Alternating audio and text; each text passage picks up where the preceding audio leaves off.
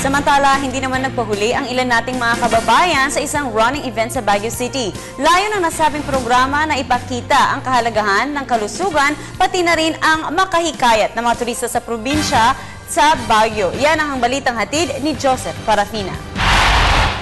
It's really more fun in the Philippines. Ito ang bigas ng mga banyagang sumali sa katatapos lamang ng The North Fed Philippines na ginanap sa Baguio City at lalawigan ng Benguet. Madaling araw pa lamang ng Sabado, humataw na ang may 1,000 runner na ito. Tatakbo, aahon sa mga bundok para tapusin ng may 100 kilometrong takbuhan.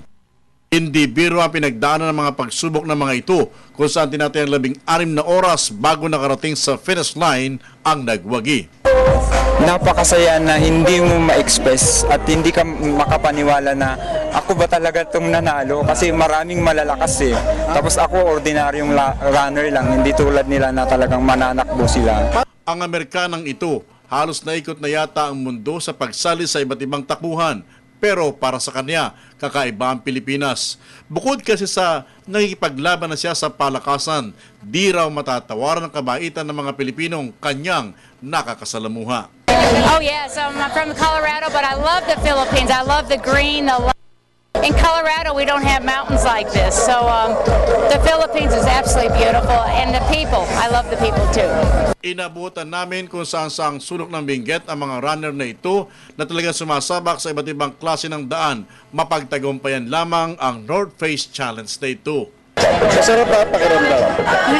Masarap. Mga magkano bang premium nito? 30,000? Ha? 30,000. 30,000. Anong gagawin mo sa 30,000? Ilagay sa bangko. Gusto mo kaming balatunan? Abalang-abala naman ang pamunuan ng Department of Tourism Cordillera Administrative Region sa event na ito. Bagay na di naman nabigo dahil sa magandang takbo at tagumpay ng malaking international event. Ito rin kasi ang hangad ng pamahalaan ngayon na patuloy na makilala ang Pilipinas sa iba't ibang larangan na lalo naman magpapatingkad na makatagang it's more fun in the Philippines. This is a crowd-drawing event. And apart from the visitors coming on the first day, we are able to generate repeat visits immediately.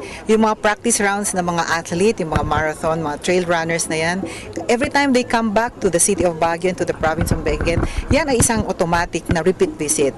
And if they come back once or twice, automatically parang 3 beses na kami nag-promote with just one stone. So it makes a lot of difference pagka crowd-drawing yung event na sinusuportahan ng Department of Tourism. Tama ba ito para sa Telebisyon ng Bayan, Joseph Parafina, Baguio City.